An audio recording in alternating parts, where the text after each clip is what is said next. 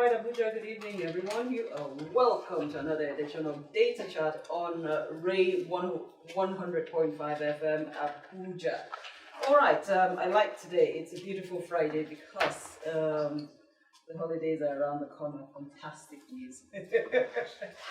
All right, we're here and it's Data Chat on Ray Power. And for those of you who do not know, Data Chat is a production of NOIPolls Limited. On Data Chat, we analyze, we interpret, and we look at poll findings and survey findings, and we try to make sense out of it to help you and to help policymakers to make informed decisions. So on this edition of Data Chat, we're going to be looking at something very topical, and it is hinged on the educational sector.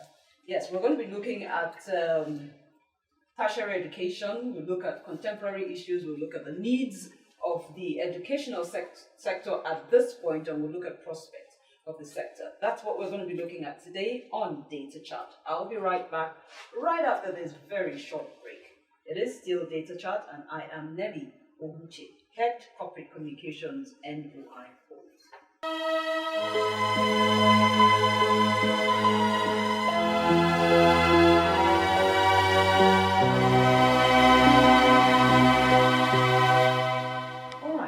Like I said earlier, it is Data Chart, and we're going to be looking at tertiary education. We're going to be looking at contemporary issues, needs, and prospects. In recently conducted government approval rating poll, conducted actually by NOIPolls, Nigeria rated the performance of government at about 10%. I mean, actually, part of the things Nigerians want government to focus on at 10% is education. That's among a lot of other things. Last week we looked at health, and health was at about 16%. This week we are looking at education. So for a country to perform, very well at a national level, education is something that must be considered. Education is something that we must take seriously. Nigeria has over 10 million out-of-school children. It's the highest globally. ASU's incessant strikes leave students confused and directionless. We see young adults everywhere, and sometimes they are at a loss as to what to do with themselves. It also leaves the lecturers and the university staff redundant, and I think that's part of the reason why we see a lot of brain drain in the system, and this has really crippled the system, crippled the educational system.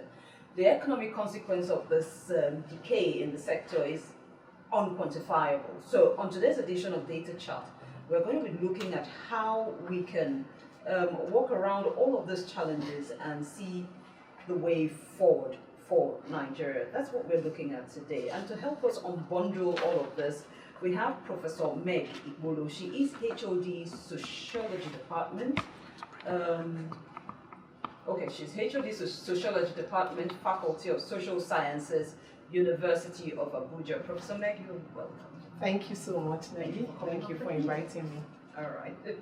And we also have Mr. Tunde Aremu. He is Policy Research and Influencing Manager, Plan International. Mr. Aremu, you're welcome. Thank you very much. All right. All right, so we'll go right into this conversation. It's going to be a lengthy one, so there's probably going to be so much we're going to be unbundling today. So we're going to start with, like I said earlier, the presidential approval rating, said about 10% of Nigerians from that poll said they would like to see an improvement in education.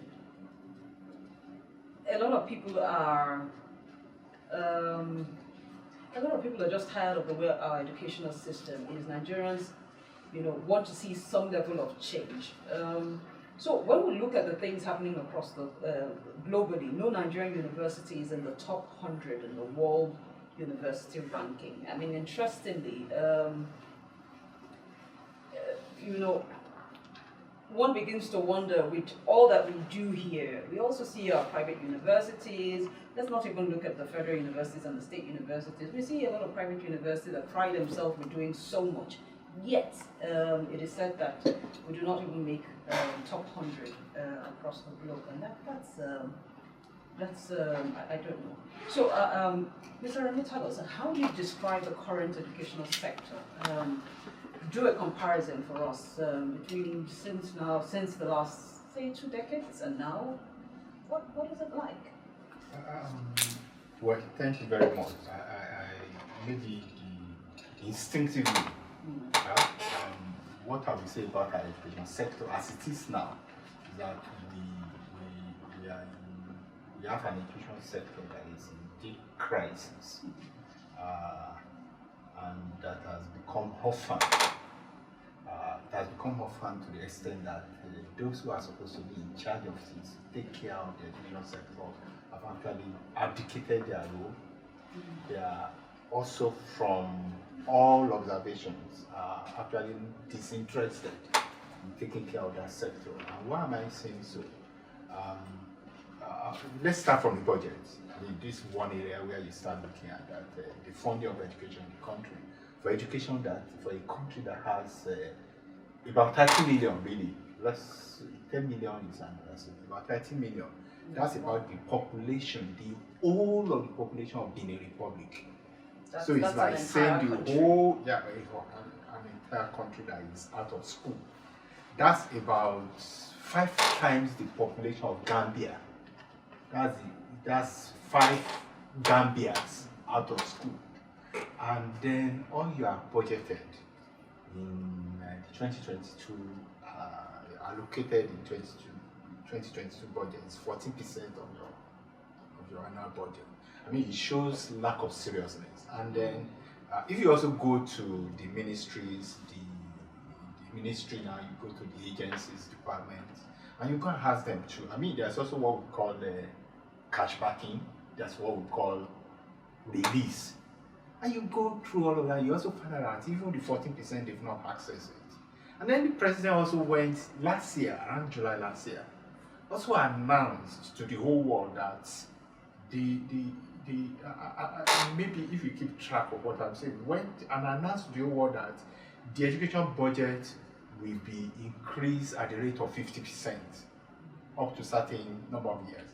And then you also ask yourself, I mean, you don't, when you are serious and you know there's a sector that is in crisis, you don't make ambiguous statements. When you say 50% of what? 50% of the total budget, 50% of the amount that we are getting now for the sector that is being allocated to the sector, or 50% of certain amount in certain sector. You see, that's the crisis that we have. Nothing's been done. We have now, when you say in the last 2 decades, I keep telling people that I'm one of those who went to school at the time that we said education was getting into crisis. I got into university in 1984, and if you remember, that was a time when the current president was also military head of state, and actually stopped school fee. It's not school fee really. It stopped what we call the cafeteria system. And I went to a university that also said that look, we continue with the cafeteria system. And the federal government also forced them to stop it less than a year after they started. That was effect. And that was one big crisis. And then there was an attempt at commercialization of education. And what I also take it is that from that moment, around 1984, there was a conscious attempt at actually smashing education in Nigeria. We should not pretend about it. We should stop begging the issue. Sometimes because we beg the issue, we are unable to confront the crisis and also confront government and confront the Nigerian ruling class. Because what I also suspect and what I always say is that we have a ruling class that is also unaware. When you are aware of your own interests, you are unconscious of what your interest is should be, you are also unable to guard it and defend it and protect it. And we have a ruling class that is not conscious of the fact that, look, in terms of security, you need educated population. In terms of workforce, you need educated population. In terms of even protecting your wealth, because the biggest capital in any economy, even in the most advanced economies in the world, the biggest capital is not the fund. It is the human capital. and you are not developing it. So 20 years ago and 20 years now, 20 years ago I was already a teacher. So this started like 4 decades ago. 4 decades ago. And 20 years ago, I was already, I had actually exited teaching.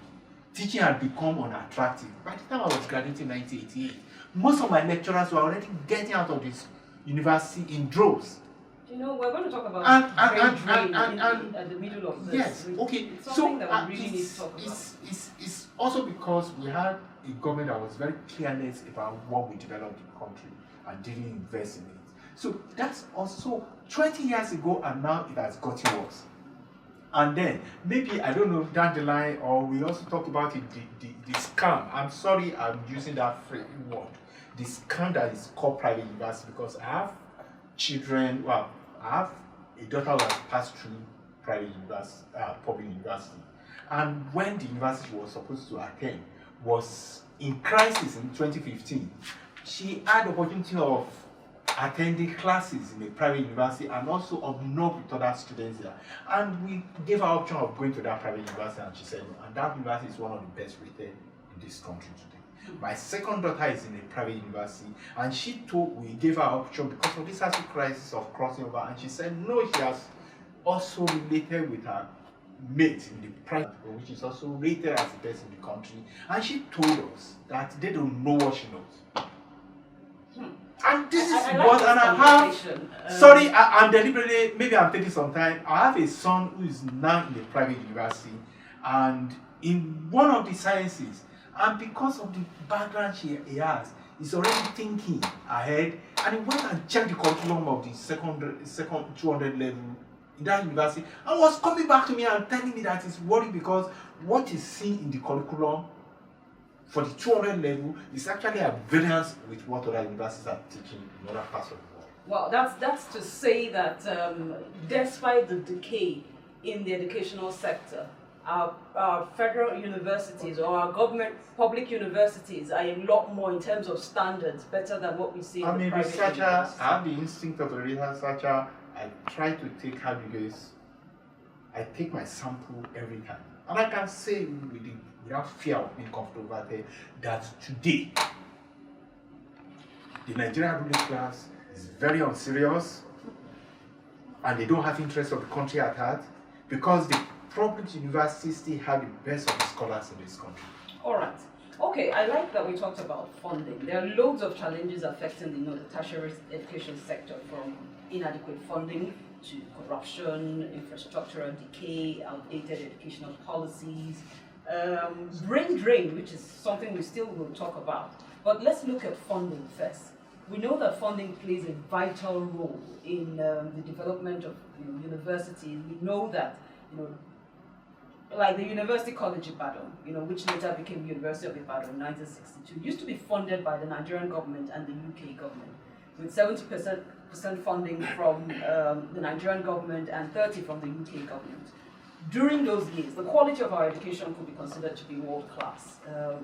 People came up from all over the world to our universities here. Then we look at the UNESCO minimum recommendation of financing, and it's at 15%. I'm sure, of the 15% of the national budget. We've talked about that budget here. Unfortunately, the national allocation for education is less than 10%. I think it's about 5.2%. So according to 5%. Approximately 5%. Okay, so according to the data from the budget office, the educational sector has got 4.68 trillion naira budget allocation in 6 years since the commencement of this administration.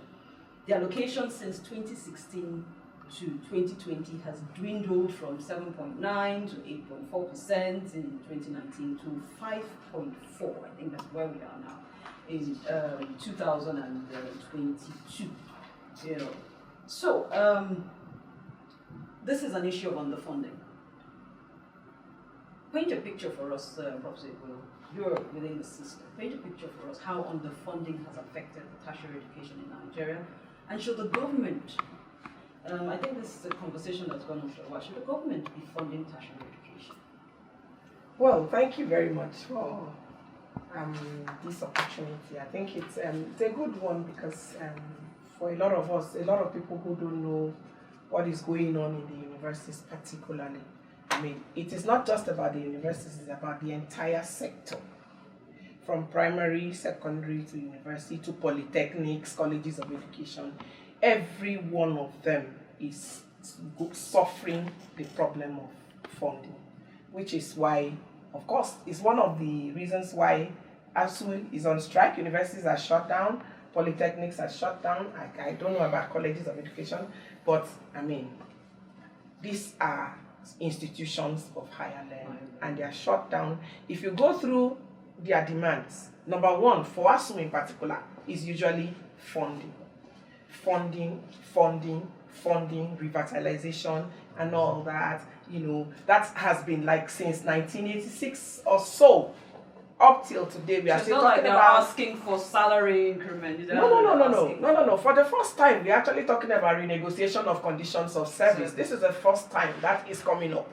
All the years, it has always been funding, revitalization, get universities to work as they should so that we can compete with our colleagues out there. Now, you said something about just one night. I think it's just one Nigerian university, the last ranking that made the list of 100 universities. University of Ibadan.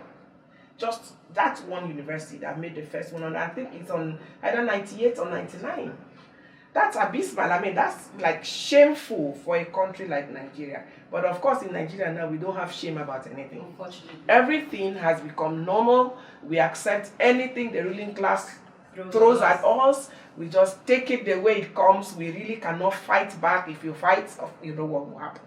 Now, ASU has been at home for almost 6 months now. From February 14th to now, we've been at home doing nothing.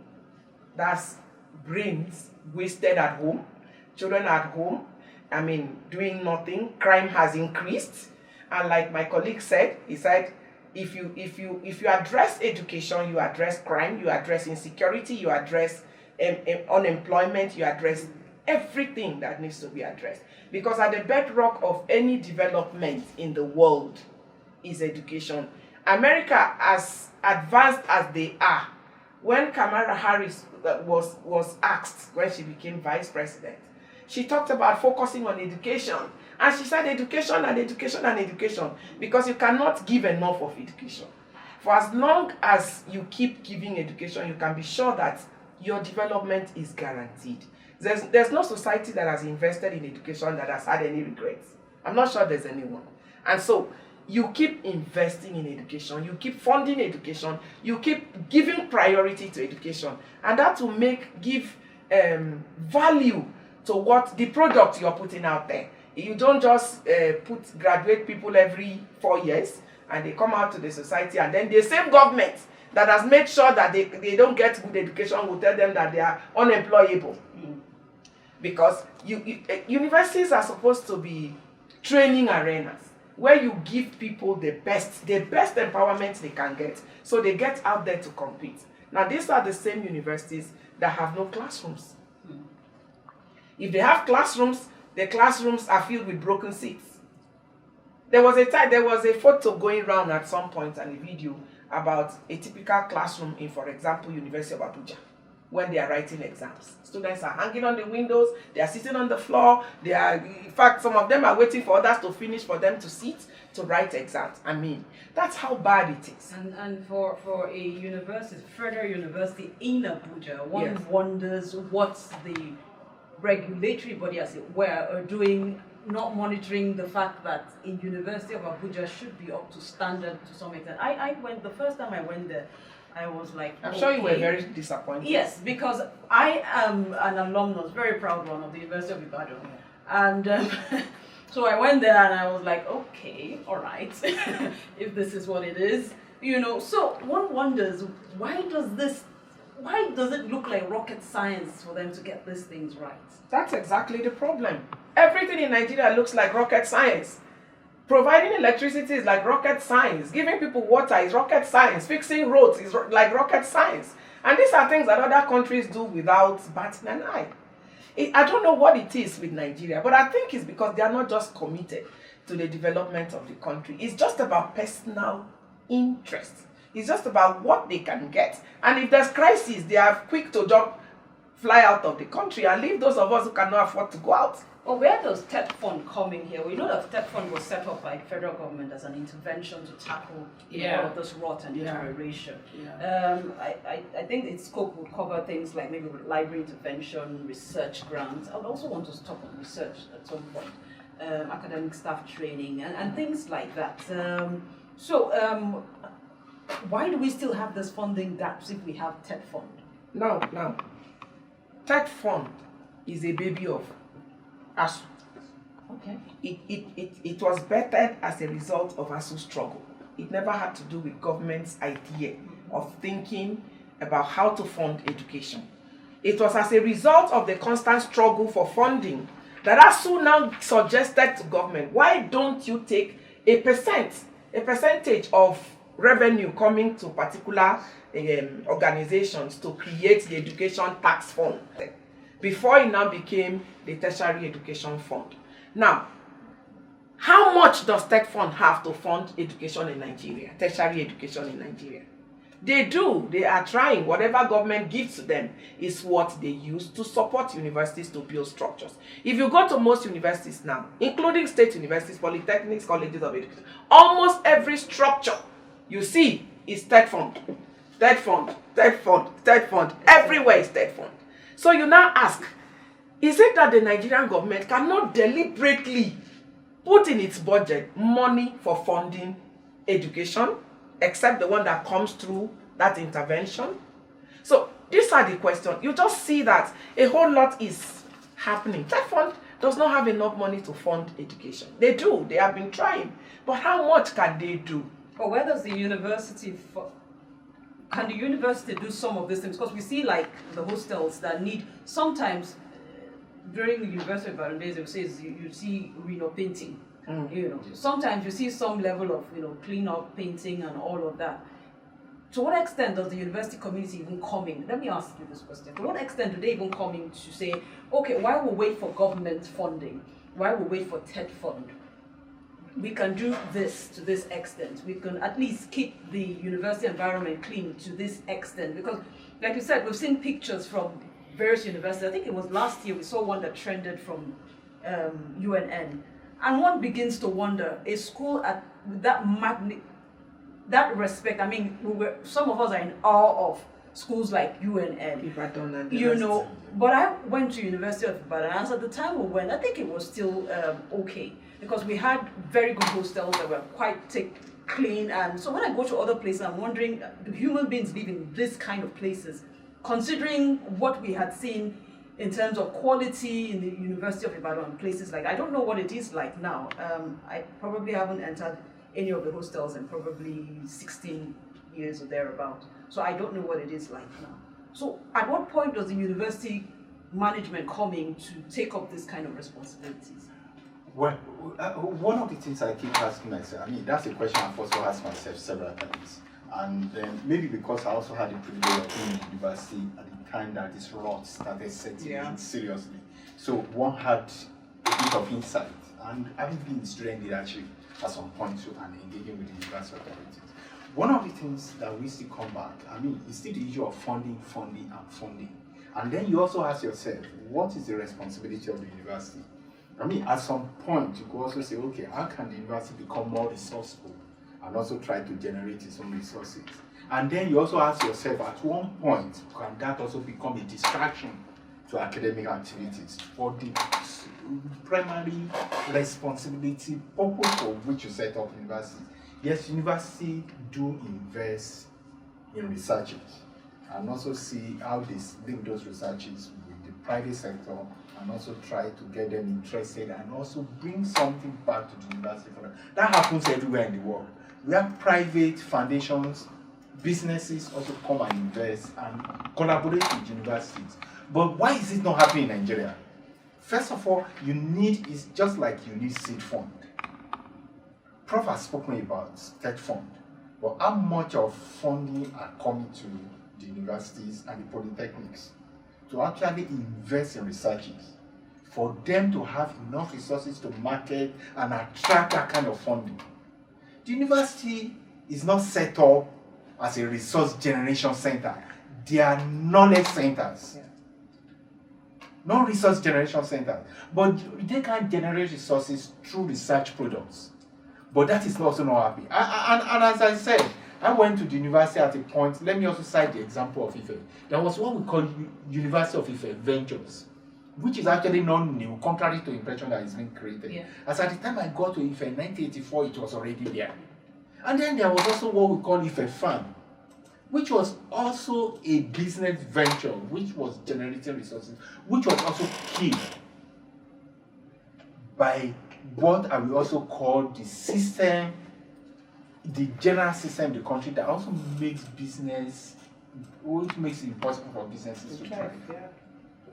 And you also find out that because there was also an overwhelming intervention by the federal government, not in terms of supporting things that have been cities that have been planted by the university to grow, but by overwhelmingly bringing down on the university and making sure that they also kill everything that will create some measure of independence in the university community. Yeah.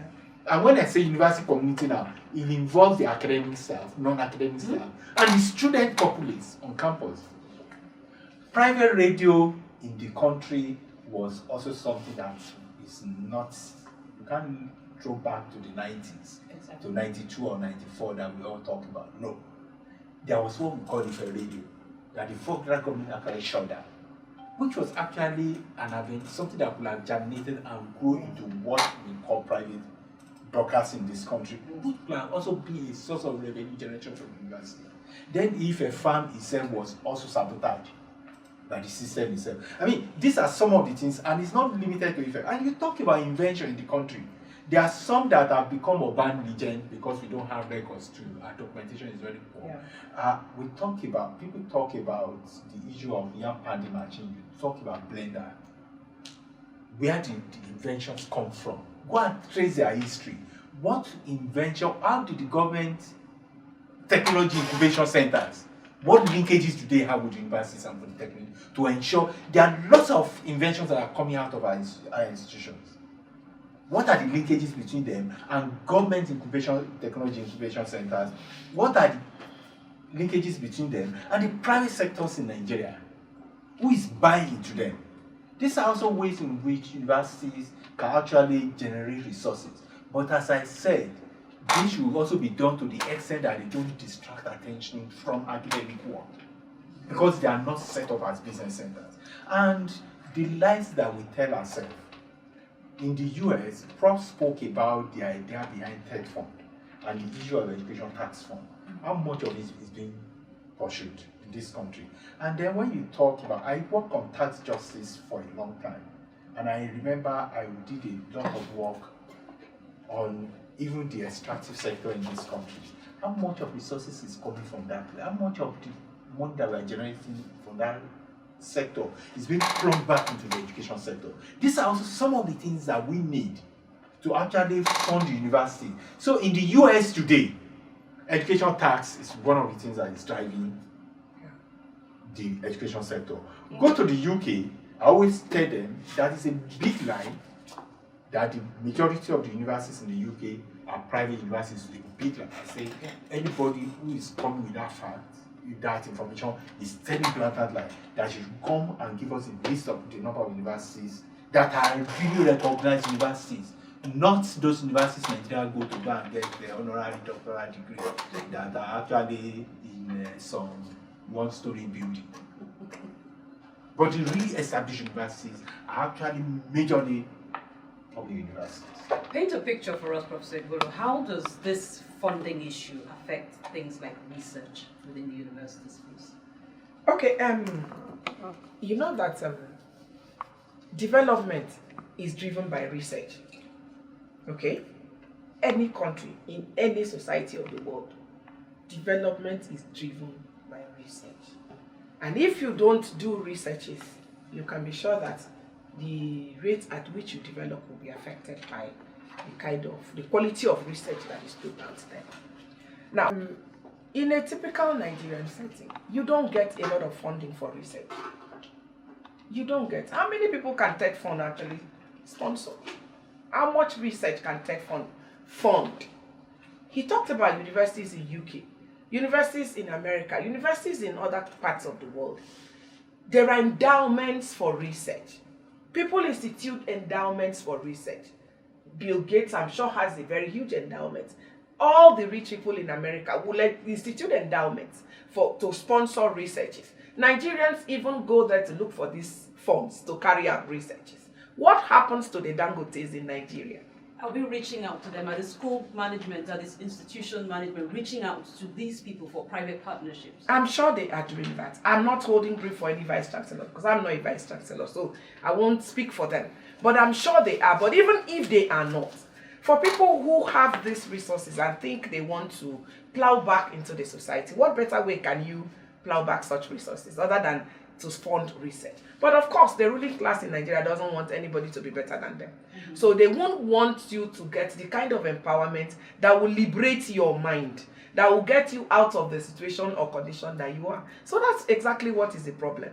So much is not given to research. We are here. When you tell final year students to do projects, what kind of projects do they do? You understand that? Even when they do at PhD level, what do we do with PhD thesis? What do we do with the findings that come out from them? Nothing. They just dump them on the shelf. And nobody does anything about them. They don't even as much as put them online for people to see if they could be interested in what the person has done.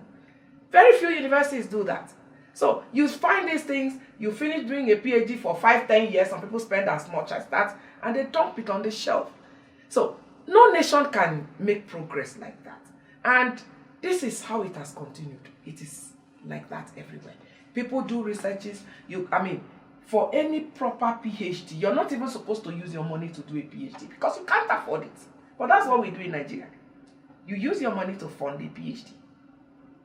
No organization is interested. In fact, if you even go to them, they won't be interested. If there's any organization that will be interested, if you check, it will be an international organization. No local one will be interested in what you're doing. And so how do you make progress like that? Deliberately, government is not even interested in even encouraging it. Because when you have a government that is interested, they will find a way of getting the people who are supposed to invest. Education is an investment. It is not like any other sector. You put in something to get results. And that result will be the kind of manpower that you're going to put out there, in the kind of data that you're going to produce that will be available to people who want to use it. Policymakers should depend on what comes out from university researches to use for their planning. But as usual, it will just end on the shelf. Nobody is interested. Fortunately so. All right, we're going to open. Sorry, I have to quickly comment from because the question you also asked about whether universities are actually reaching out. Yeah. I can cite some examples readily. I remember when Professor Gbemi Adeoti was the Dean of the Faculty of Arts at OAU. I know that he reached out to all his own contemporaries who were in the university with him as undergraduates and was begging that we actually link him up with foundations, agencies that actually provide resources to fund PhD students' researches and to also support the faculty.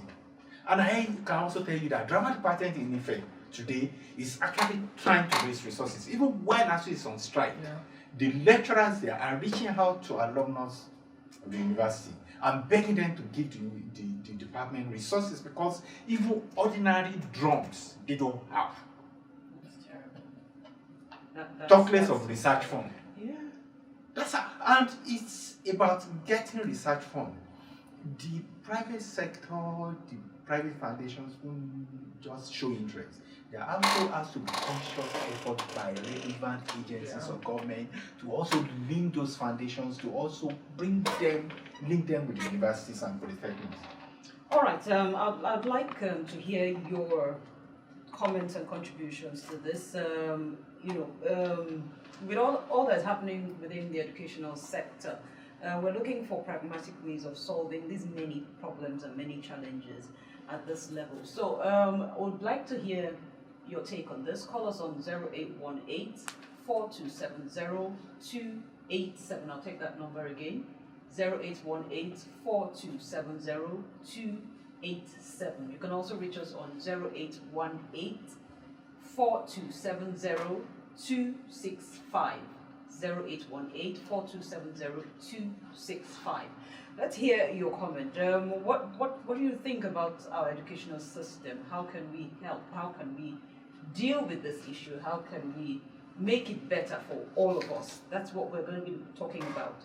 So the phone lines are open. Keep the calls coming, and let's take it from there. Hello. Can you please turn down the volume of your? Oh, we lost that call. Please, when you call in, turn down the volume of your radio set. Hello. Hello.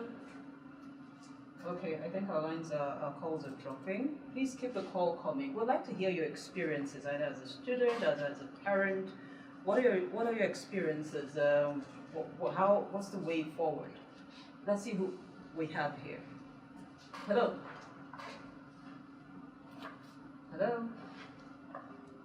Our calls keep dropping. Keep the calls coming in. We'll keep taking them as they call in. All right. I'd also want us to look at corruption. We've talked about so many things here that sounds like sabotage, coming from the top. People talk about corruption in the educational sector as a major problem of education financing. Mr. Rama, what does this actually mean in English?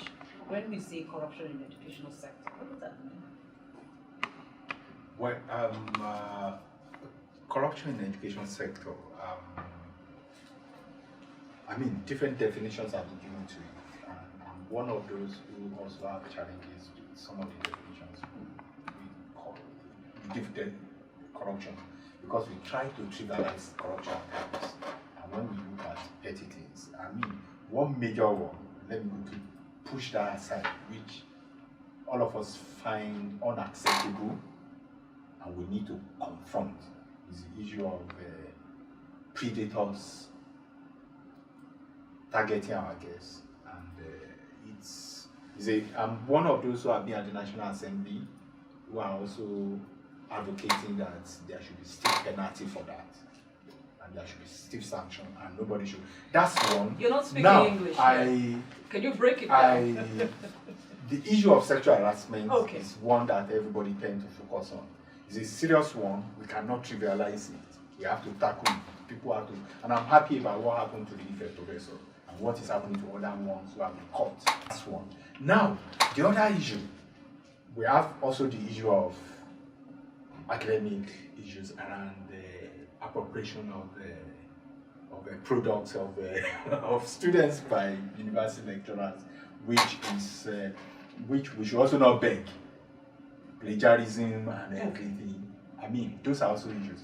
But one major issue of corruption, that everybody is not calling corruption, is even the blatant sabotage of the issue of democracy in the academic sector. We have impositions of vice chancellors. And before we started, came on here, I've spoken about crisis in one of the universities where I can tell you between 2015 and now, you've had issues about 3 vice chancellors having crisis in the university. The same university, 2015 and now is how many years? It's just 7 years. And you have crisis over the appointment of vice chancellor 3 times because of the issue of lack of democracy in the process, or the sabotage of this issue of democracy. And you also find out that the issue of accountability also becomes very strong in that instance. Where a vice chancellor comes in, not through a democratic process or a democratic process that has been tampered with, you also find out that the issue of accountability becomes a very huge challenge. Because who do you account to? Who do you respond to? This is also a major issue. Then, the issue of management of resources, we can't pretend about it, it has always been there. So while we are with ASU on this issue of asking for proper revitalization of the university, the issue of accountability in the universities in the education sector, but then you can't also divorce it, as I said earlier on, from the way in which vice chancellors also emerge. And I just that we don't have enough time, if you also do a mapping of the universities in the country, except where we have some universities where we have vice chancellors who have somehow found a way of becoming SARS, of becoming emperors. You find out that, and there's also some semblance of calmness. I'm not afraid of saying it. At some point, some of us actually felt that why some parents were rushing to University of Ilorin to put their children there because they were graduating on time. Some of us said we will not send our children to University of Ilorin because part of their education is not about just graduating. It's not just about graduating. Mm-hmm. What made the difference in the life of many of us was also that we grew up in an academic environment that was very liberal and we have freedom. Exactly. So where you also sabotage all sorts of freedoms in the academic environment is also corruption. Because you can't bring forward, you can't groom citizens who are thinkers in an environment where all the focus on is just academics and there's no principles of democracy. Exactly. That's also corruption. So corruption cannot be limited to the issue of people pilfering money or just the issue of stealing of academic products. This is also issue of corruption. So corruption cannot be trivialized, and it's not corruption for me. Sorry, I will take it outside academic community. When people talk about corruption, you are telling me that corruption is the issue of policeman taking 20 naira, 50 naira on the street. I find it unacceptable and very trivial and not very lack in depth of thought. Because the policeman who is policewoman who is taking 20 naira, 50 naira, extorting money on the street is a victim that is creating another set of victims. Okay. You are not talking about people who have stolen money that is meant for revitalization of education in the country. That's where we start from. What is supposed to go to, we talked about allocation, even the 5%, you know, when we started speaking, I said the 5% that is allocated, do they ever get it? It's another thing. Where's the cash backing? Where's the release? Exactly. And then you find out that now, if university vice chancellor also don't have a way of robbing people's back and patronizing people, whatever is supposed to come to them and it come on time. Go and find out. That's also all right. It seems like there's a lot that corruption will probably be a conversation that we'll take on a different level. And I like the fact that you talked about, you know, people being able to even socialize within the university community, because these days I think students just go to school to just graduate. You know, they don't get to socialize, they don't get to learn anything, you know. And I think most of the journalism I did, even though I had gone into journalism before I went into the university, I did within the school community, within the Union of Campus Journalists, and I did so much, and I know I made a lot of trouble. And you know, these are the things that have helped us over time, because we built, you know, skills, we built relationships, we built, you know, the muscle to be able to deal with certain things outside the university. And I know that probably during your time, that was during the military era, when you had, you know, like the student unions, and I think they were the ones that fought the military junta, you know, those days. But these days, I mean, the children just go to school and they write exams and everybody comes home and we're all nice and, you know, looking good. And it's sad. But I also want us to talk about university autonomy from this conversation. The ongoing debate on university autonomy has existed for forever, you know. One wonders what it really entails. Does it entail, you know, is it autonomy in terms of organization of the university? Is it in terms of financing, staffing, academic independence of the university? What exactly is university autonomy? Okay, university autonomy. When you hear us talk about university autonomy, we are actually asking for an atmosphere where we are allowed to do our jobs the way they are supposed to be done. The university run the way it's supposed to be run. He talked about the position of vice chancellors, universities being allowed to choose who runs them, who leads them, because, I mean, by and large, you're choosing from an academic community. So you should be able to choose from the best of the best to run that university for the period of 5 years. You should be able to draw up your curriculum without interference. You should be able to employ when the need arises. These days, universities don't employ until they get approval from head of service and accountant general. You can go and verify that. That is how bad it is. In my own department, for the last 10 years, we've not employed one person. In the last 10 years, one person has not been added to the population of, to the number of staff that we have in the department. And that's a big challenge to us because we are overworked. One person is doing like 3-4 people's job. And this is a system where enrollment keeps increasing every year. Every year, if you admitted 200 this year, you can be sure that by next year, you're going to get about 300 or 300 plus. Because we have 100% transition from secondary to the universities.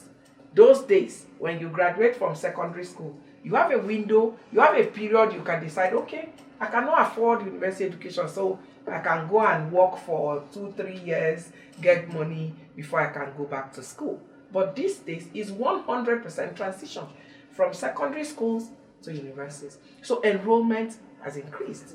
And then this same enrollment is not matched with the number of staff. The job you were doing 5 years ago for like 200 people, you are now doing for about 500 or 600 students. So the same you has to sit down to mark 600 scripts or go to class and teach. A classroom that was built for 50 students now has to accommodate 300 students. So these are the issues. So autonomy in this case is talking about allowing the universities to run the way they are run anywhere else in the world. Is full autonomy possible? Yes, it's possible. Okay. I mean, you don't start a business and abandon it. It is your business. And so for that business to stand and be able to run, you should fund it to the point that it can run itself. So if you now start a university and you say, hey, ASU people are saying you cannot charge school fees, you cannot. How many Nigerians can pay 35,000 naira as school fees? Until I became head of department, I didn't believe that there were Nigerians who couldn't pay 35,000 naira as school fees. And this has been a debate. Politicians think that every Nigerian can afford 35,000 because they sit down and on one table and spend 1 million naira with people drinking champagne, ice cream. And yet there are so many Nigerians that cannot pay 35,000 naira as school charges. Let me not call it school fees because no university is charging tuition right now. These school charges, they come in under different subheads. So many Nigerian children cannot pay it. Okay. So this autonomy we are talking about, you fund your business. University education is government business. It is not a private business. And just like I'm happy you raised that example of private universities because this is the debate we have always had. They finish from private universities with first class and they come to your university to do a master's. They can't cope. They can't cope. They finish with a first class. And of course, naturally, if you're selecting those to be admitted to be considered for postgraduate programs, you first look at those with first class. And so you pack all of them and put into your postgraduate programs and discover that they cannot cope. All right. We're running out of time. We should be out of here in a few minutes. I was really hoping that we could take calls and hear what Nigerians have to say. If you can still call in 0818-4270-287. Let's just hear from you what you think. On a final note, in what areas? Okay, I think we have a call. Hello. Hello. Good evening. You're welcome. What's your name? Where are you calling from? My name is Jess and I'm calling from All right. In 1 minute, let's hear your comments. Okay, I have to agree with like the department of because and I know that from my 100 level, I paid lesser school fees than what I paid in my final year. And that is so bad because every year, tuition kept increasing and I don't even know why that is. So I'm trying to. All right. She talked about tuition. You said there's no tuition. There's no tuition in the university. The fees and all of that. So apparently there are people who are actually complaining that these fees that are being paid are actually not affordable. Yeah. I don't know where government comes in here. I don't know what we're going to do about that. But let's also look at as we just wrap up, in 1 minute, what are the possible alternatives to funding? I know we've talked about that. Let's look at possible alternatives to funding and holistically, how do we reform the tertiary education system in Nigeria in 1 minute? Well, for me, as I said earlier on, it's about actually looking at the tax system and also making sure that the tax system actually pays for it and it's appropriate taxation now. And when we say taxation, it's not the taxation, it's not the daily that we are talking about. It's not the taxation, the taxation of the poor on the street. It's about taxing big businesses. And then property tax, nobody's taking property tax. I work on that for a long time in this country. There are properties everywhere in the country where you can't even trace the owners. Nobody's asking them to pay anything. And that's a major issue. And then the amount of tax incentives that we are giving to companies. Nigeria has the market. The tax incentive is not what attracts businesses to any tax jurisdiction. And we give too much of tax incentives. And that's one area. And what I also say, if we have people who are thinking government, let them go and pick Thabo Mbeki Commission's report on tax in Africa. And you see how much we lose. What we lose in tax in Nigeria alone is enough to fund our education sector. All right. Professor Ibolo. Yeah, I would actually say that beyond taxing big businesses, we could actually get those who have the means to invest into education. Like I said, in other universities, they run with endowments. Most universities have so much endowments that they are giving scholarships to everybody. Africans, a lot of Nigerians who go to do programs abroad actually go on scholarships that are given to them by universities through endowments that have been instituted by people who have the means to do that. So we could get people who have this means. There are so many of them in Nigeria. And we could get them to institute endowments, not 50,000 naira endowments like they do during convocations, 2,000 naira, 10,000 for being the best graduating students. I'm talking about endowments that will endure over time, such that people can be given grants from there to do researches. People can be given scholarships to study anywhere they want to go and study. So that will be a more sustainable way of getting universities to run. I mean, that's not also, abdicating government from their responsibilities. They have to fund education. That is the key thing. Any country that is serious knows that without quality education, development cannot take place. All right, we have been looking at tertiary education, contemporary issues, needs, and the prospects. And there obviously is a need for government to fund university or tertiary education. And we have had with us Professor Meg Ibolo. She is HOD Sociology Department, Faculty of Social Sciences, University of Abuja. Thank you for coming. Thank you so much, Nelly. We've also had Mr. Tunde Aremu. He is Policy, Research, and Influencing Manager, Plan International. Thank you for joining us. Thanks for having me. All right, this is the most we can take on today's edition of Data Chat.